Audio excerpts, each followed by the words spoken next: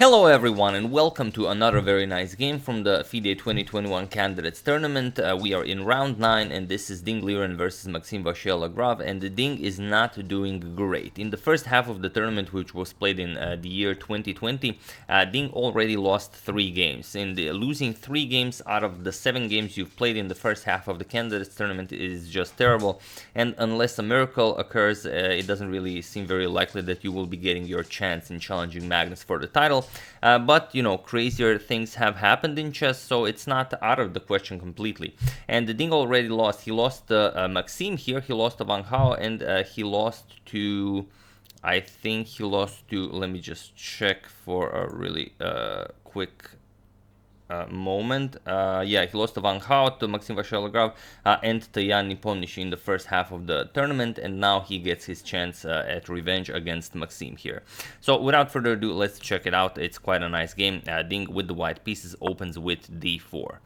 We have knight to f6, c4, g6, and everyone knows that if you play e4, Maxime goes for the knight, or if you play d4, Maxime will at least try to go for the King's Indian defense or for his Grunfeld, if at all possible. And here we have h4, not allowing Maxime to go for his standard Grunfeld setup, and it is very sharp, but I mean, it's 2021, whoever plays chess has to be ready for h4 at any moment, since the appearance of AlphaZero, h4 has been played in pretty much any position, and this is no different. And Maxime already faced this in some very top tier games. He played it against Magnus Carlsen in the 2019 St. Louis Blitz tournament. Magnus defeated him in that game, and he also played it against Grishuk in the 2019 Paris Grand Chess Tour Blitz event, where he also lost. So here Ding is banking on so far whenever Maxime faced h4 in this position, he lost the game. But those were Blitz games, so let's see what Maxime has in store for a classical game. With bishop g7,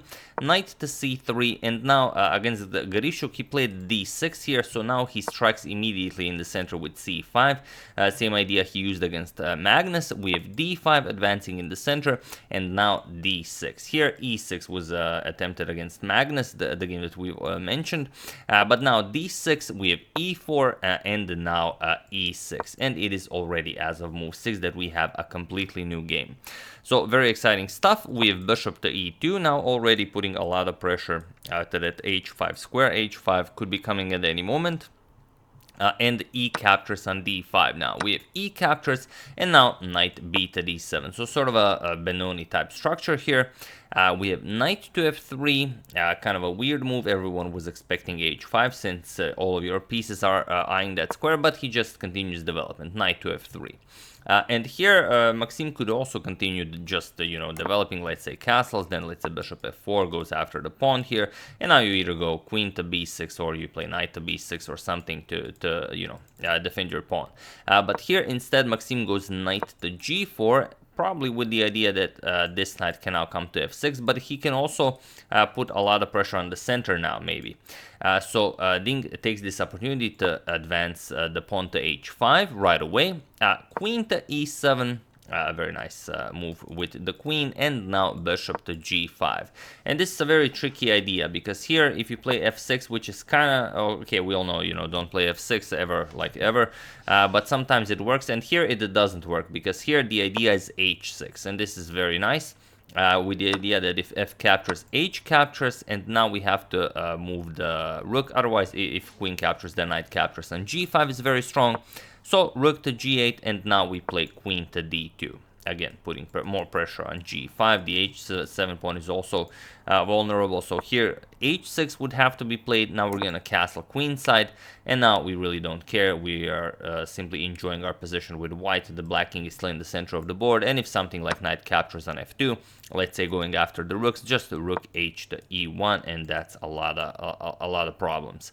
Knight captures on d1, for example. You're just going to play bishop captures, open up this attack, knight e5, and then knight captures, d captures, and now d6, and it's really just a terrible position for black. White is definitely winning this. All of the lines are now open. The knight can come to e4. It's just really, really bad. So that being said, after this bishop to g5 move, we have bishop captures on c3 with check first, b captures, and then now f6. So now it's a bit of a different story because there's no bishop on g7 and no tempi can be gained. So here bishop to d2, retreating, and now g5. We have castles by Ding, and now comes knight g to e5, so bringing that knight in the center of the board. As he imagined, we have knight to d4 now, and here we've reached a position from the thumbnail. This is a very long game, so I think I'm going to be using this for the thumbnail, because this is just so nice. I mean, knight to d4, have my knight. And the thing is, no one actually thought that he would accept this because it's simply too dangerous. Captures, captures, if the knight moves, rook e1, I mean, who in their right mind would play this? But Maxim would, that's right. Maxim never takes the easy way out, and as you've seen in the previous round, Maxim really doesn't mind, suffering for the rest of the game. Or maybe he thrives on this, maybe he doesn't even suffer, who knows. But okay, c captures, he gladly accepts this. We have c captures on d4, and now it would be maybe a bit dangerous to try and save the piece. Let's say knight f7, then bishop d3, rook maybe coming to e1, and then castles could be playable, but it's a very, very dangerous position. f4 is coming, you're going to open up the f file for the rook, and the bishop pair is fully operational. It would be interesting to say the least. However, Maxim says, nope, I'm not going to keep the piece. Maxim never hangs on to material, he's just that kind of a player. So castles, and now Ding wins back the piece. D captures on e5, we have f captures, and now bishop to e3. So what do you play here? Queen to d2 is coming. This will add additional problems for this g5 pawn, and you could do a lot of moves, for example, but it's very hard to find a move because, well, you can't develop the bishop. The knight is in the way. If you play knight to f6, then you're no longer defending the g5 pawn. If you play something like knight to c5, which seems very reasonable, just captures and d6, and again you're in a lot of pain here. Bishop can come to f3 to d5, and it's just and of course there's a passed pawn on d6 already. So instead, after bishop to e3, we have b6 now, preparing to develop the light square bishop differently, and also now we will be able to play knight c5 because then we're going to be able to recapture with this pawn if bishop ever captures on c5. So a4. And now comes knight to c5. As planned, we have a5 by Ding, and now rook to b8. Getting ready to capture back with the a pawn. Rook to a3, now guarding the entire third rank, and also helping out with, well, maybe with the attack. If the position allows it, maybe you can quickly shift the rook over to the other side. We have h6 now, not allowing any queen d2 bishop captures action, and queen to d2 nonetheless. We have bishop to f5, continuing development. And now a captures on b6. We have a captures and rook f to a1. So after all is said and done, Ding won the a file, and of course rook to a7 could be coming. So rook to b7 and queen to d1 now. So what can black do here? King g7. Maxim starts improving the position of his king, and now rook 1 to a2. We have knight to e4, and here comes bishop to d3. And this knight to e4 is a very paralyzing move from black's perspective, because now after bishop to d3, the knight can't really go anywhere. If you just move it back, for example, you run into the very nasty bishop captures, rook captures, and queen b1. Now just attacking the rook here. Also, the rook can't really go anywhere because then queen g6 checks, so you have to play this exact move with the rook, and then we're going to play rook b2, go after the pawn, and after the queen defends it, now we're going to play rook to a8. And all of black's pieces are tied down. White's position is just very, very enjoyable. So instead, after this bishop to d3 move, Maxim played queen to f7, and the situation on the clock here, if anyone's interested, is 40 minutes for Ding and 53 minutes for Maxim. So it's not like Ding is, just playing out his preparation completely. He's actually, grinding this game out. So queen to f7, and now rook to b2. Now Ding will switch the rooks over to the b file to put pressure on b6, the bishop and rook already attacking it. And here we have knight to c5, and this is a very interesting idea. Maybe not the most precise one, but it's such a position that it's incredibly difficult to find the most precise idea. So probably bishop to h7 is the most precise, but who in their right mind plays such a move? And then if rook a6, adding more pressure here, then we play knight to c5, and then after, for example, everything gets traded off, captures, captures, captures, and captures. Now we play queen to e2, and we retain all this pressure on the position. We have to keep an eye on the f2 pawn. We can play queen to e4. We can push the d pawn. There's pressure on the b6 pawn, and it's a very strong game, but maybe black can hold. However, here Maxim played knight to c5, and now Ding definitely has well, a very interesting move here, and it's not the same. What do you do here? So just for fun, we didn't have all that many pause the video moments, so pause the video and try to find the absolute best move for white here while I give you a couple of seconds.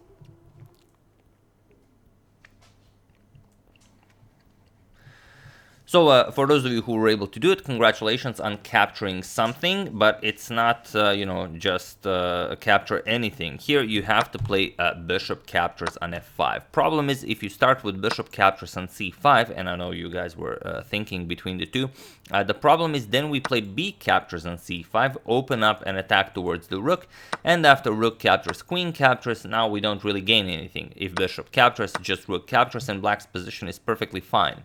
However, if we reverse the move order, or if we reverse the capture order, we play bishop captures on f5 first, then black's response is forced. Queen captures on f5, now we play this, so this is impossible because the rook would now hang, so d captures on c5, and now we get to the position where well, it has been discussed quite a lot, so feel free to pause the video now for real and find the winning move for Ding while I give you a couple of seconds.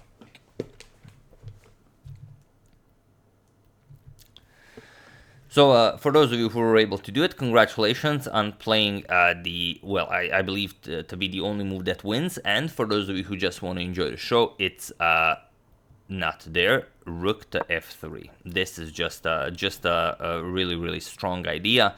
Problem is, black's position is just bad. One thing is, I think Magnus mentioned in the video that after queen to e4, it seems that black is fine, but then they realize that it's maybe not the case. Problem is that you can just trade the rooks, captures, captures, and then go for this queen to a1 maneuver. Now the problem is queen to a8 check wins the rook, and after you get away from check, you still play queen to a6. Now the rook has to move, you're going to win the b6 pawn. Of course, if rook keeps an eye on the pawn, then we just attack it with check and win the rook. So you'd have to go somewhere else, let's say rook to e7, and then of course comes queen captures on b6. And now this position is, well, very much in white's favor. It would be hard to imagine that Ding will not win this game. He's up a pawn, he has a passed pawn, this pawn is very soon to fall. So this would definitely be possible. But this is not even the best after rook to f3. Not queen to e4, queen to d7 holds the best, but we still trade captures, captures, and then we play queen to b1. Now we have pressure on b6, we have access to the b6 square, and if black wants to hold this, he's going to have to play queen d6, now guard both of these squares, but still it's very, very difficult to hold this for white. You have for black, you have a lot of options here. You can go rook here, rook to a6, rook to a8. You have queen f5. You can go, well, okay, you can't go there for the moment. The rook is guarding it, but it's basically only white can play this, and only white can win this eventually. So rook to f3, definitely the absolute best here. However, Ding goes for a different idea. He plays queen to e2, adds another defender to the f2 pawn, and now this kind of slows up his gameplay, because it doesn't seem like black has all that much to do, but if you give Maxim at least one idea, he will find it and he will play it. So here he starts with e4, and now you will see that it's not so easy because there is no more rook to f3 anymore. So what do? We have rook to e3, putting pressure on this pawn. Now rook e8, Maxim defends. We have rook to b5 now by Ding. A nice paralyzing move, but nothing is really being forced. So queen to e5, we have g3, giving the room for the king to breathe a little bit, and now queen to d4. And here we have rook back to b1. So what do you play here? The situation on the clock is 14 minutes for Ding, so he spent quite a lot of time deciding on what to play against 40 minutes for Maxime, but we are 5 moves away from reaching time control, so, you know, not really that big of a deal. And here we have rook to f7. An interesting attempt was b5, definitely. But then we get something like rook captures, c captures, and after queen captures on d5, it still would be a much better position for white. Of course, he doesn't go for that. But it was an interesting idea. So after rook to f7, we have rook to d1, pushing the queen back, maybe getting ready to start pushing the passed pawn. Queen back to f6, and now we have the immediate d6. And this immediate d6 might not be the absolute most correct way to go. Maybe you improve the position a little bit first, but Ding decided that it's definitely time to push this. And let's see what happens now. We have rook to e6, preparing to win the pawn. d7, now advancing the pawn all the way, preparing to queen the pawn, and now rook to d6. And now, of course, you cannot push any further, so you have to trade. We rook captures, queen captures, and now rook captures on e4. So this is what Ding achieved here. It's not much, but they have both reached time control. So move 40 has been reached after rook captures on d7, and both are now awarded with additional time. So let's see how the game continues. We have king to g2 by Ding, queen to c6 now, pinning the rook. Of course, now the rook cannot move. We have king to h2, queen back to f6. Maxime saying, okay, I really don't think I have not much to play for here. I'm very happy with a draw. So king h3, queen to f5 with check. We have g4, and now queen to f6. We have rook to e5, and now queen to d6. And now king back to g2. Queen to c6 check, and now comes f3. And this is something that's referred to, as I've learned today, as the alpha 0 defense. The point is you will bring your king over to h3, and the black will need at least 2 moves to deliver check. So white will use this time to, well, create some counterplay and, you know, try and trick black into falling for some sort of a trap. But it is, you know, in the old days, you know, pushing this pawn to f3 and g4 would be frowned upon, to say the least, because then you just allow checks not only along the first rank but along the second rank as well. But these are modern times, and, you know, modern moves and ideas are required. So here, f3, we have queen back to d6, now with ideas of maybe trading queens. So queen to e4, and now basically setting a trap for black, because if you are persistent in checking the white king, then king h3, and now you're lost. Because how do you defend? Queen g6 is coming. If you go back, then we just play rook to e6, and that's it. Queen f8, we're gonna go, for example, queen g6 check, king h8, and now we're gonna win the black queen. So after queen e4, we have rook to a7, now trying to deliver some checks along the second rank, as Ding allowed it, and king h3. This is the point. Now black will need at least 2 moves to deliver a check. So rook to f7 check. Now again putting pressure on the f3 pawn, so you don't have all that many moves. And now comes rook to e8. The idea is, of course, if rook to e6, then we just capture on f3 with check. That's the idea. And then after queen captures, we have a clear shot at that rook on e6, and then we retain an extra pawn. So rook to e8, and now comes queen to f6. Another interesting attempt, now just going for the f3 pawn, and white doesn't really have any ways of dealing with this. He just has to bring the king back. King to g2, now queen to b2 with check. King h3, we have queen back to f6. Again, Maxime happy with the draw here. King g2, we have queen to b2 with check. King g3, and now queen to f6. King g2, we have queen to b2 with check. King g3, queen to f6, and now queen to d3. Ding not ready to call it a day. He will try some other ideas as well. So queen f4 check. King g2, you have to keep an eye on the pawn. Queen back to f6. King g3, queen f4 check. King g2, queen f6, and now queen to e2. Again, trying to trick Maxime somehow. Rook to d7, and now comes queen to e4. Again, if you try rook to e6 now, you run into rook to d2. So there are always ideas like this that simply don't allow white to play for any advantage. And now, of course, if you capture, rook captures on f6, rook captures on e2 with check, king f1 attacks the rook. Now we're going to play rook c1, rook captures on b6, and now rook captures on c4. And again, the material is equal. Yes, black does have a passed pawn, but it's not going to be worth all that much. White just puts a rook behind the passed pawn, and that's it. And you constantly have to worry about this weakness, so not much to look at. So after rook to d7, we have queen to e4, and now comes rook to d2 check, king h3, and now queen to d6, threatening checkmate with both the rook and the queen. So rook to e5, blocking checkmate, and now king f6, putting pressure on the rook here. So rook f5 check, king g7, rook back to e5 with king f6, and now we have a repetition. Rook f5 check, king g7, and now queen to b7 check. Ding has to deplete every option possible before he calls it a day.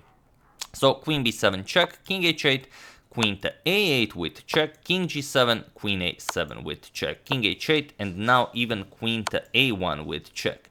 You have to, this is a very important principle in chess, even though you know it doesn't work and sometimes you may be unsure of whether it works or not, give your opponent as many opportunities to make a mistake before, switching to something else, because history has shown that even though, the positions may be drawn, maybe, completely, worn out or already analyzed positions, but humans make mistakes. So here, of course, if you move the king to a weird square, then you allow rook f7 check, and then it's just game over.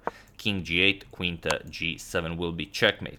So, of course, king to g8 was played, and now comes queen back to a8 with check, king g7, queen to a1 with check, king to g8, and now rook back to e5, blocking against checkmate. So it's easy to miss things like these when you're playing, and sometimes you're like, okay, let me try another idea, and then you forget, you're the one getting checkmated.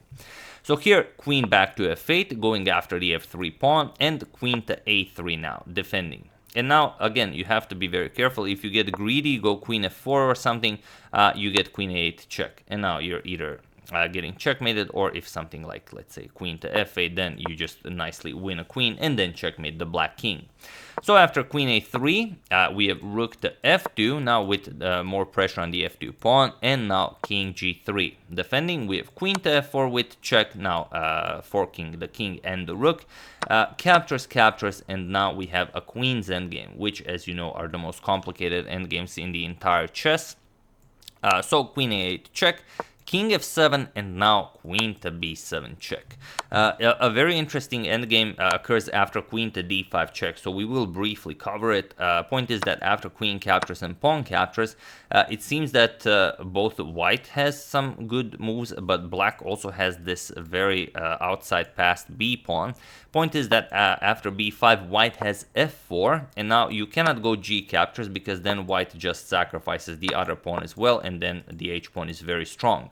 For example, b4 h7, you have to guard against this pawn, then d6. And if b3, you're going to play d7, b2, and then you're going to bring a queen into the game. Yes, black does that also, but then h8 queen, and as you know, two queens are better than one.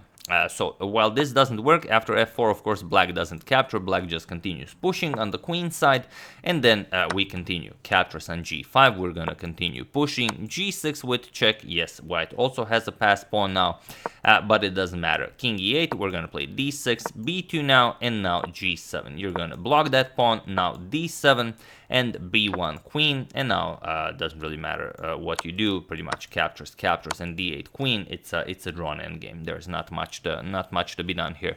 A queen each and 2 pawns each. So after king to f7, it is very interesting, but it doesn't really do anything. So queen b7 check, we have king to f8, and now queen to c8 with check. Another interesting endgame is maybe queen captures on b6, but maybe not so much, because here you just continue checking the king, queen h2, queen h1, queen h2, queen h1. Problem is, if you go after this pawn, then this is just bad. If you capture it, this pawn is hanging, so that's the problem. It hangs with check, then this pawn falls, and then white is winning. But okay, after king f8, we have queen to c8 with check, king to e7, and now queen back to b7 with check. King f8, and now queen captures on b6, but now Ding has to check his last option, whether or not Maxime will go for this, but Maxime is pretty much the most resilient player, so he of course goes for queen to h2 check, king f1, and now queen h1 check. King e2, we're gonna play king to g2 check. Now king e3, we do not want to lose this pawn, so queen g1 check, king e2, queen g2 check, king e3, queen g1, king to e2, and it was in this position on move 88 that Ding Liren and Maxime Vachier-Lagrave agreed to a draw, as there is nothing more to be done here, but also it's a threefold repetition, I believe.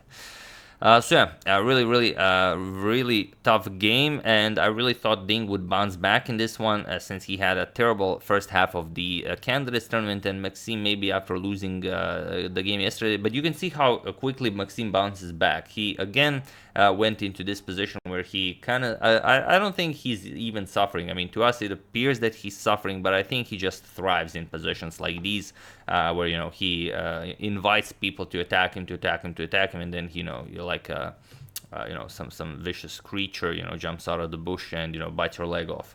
But yeah, really awesome stuff, and this was the moment where Ding could have seized the initiative, I believe, after this d captures on c5 move. He should have gone for a rook to f3, but for some reason he gave one tempo to Maxime, and then Maxime just, you know, strike with e4, took away the f3 square.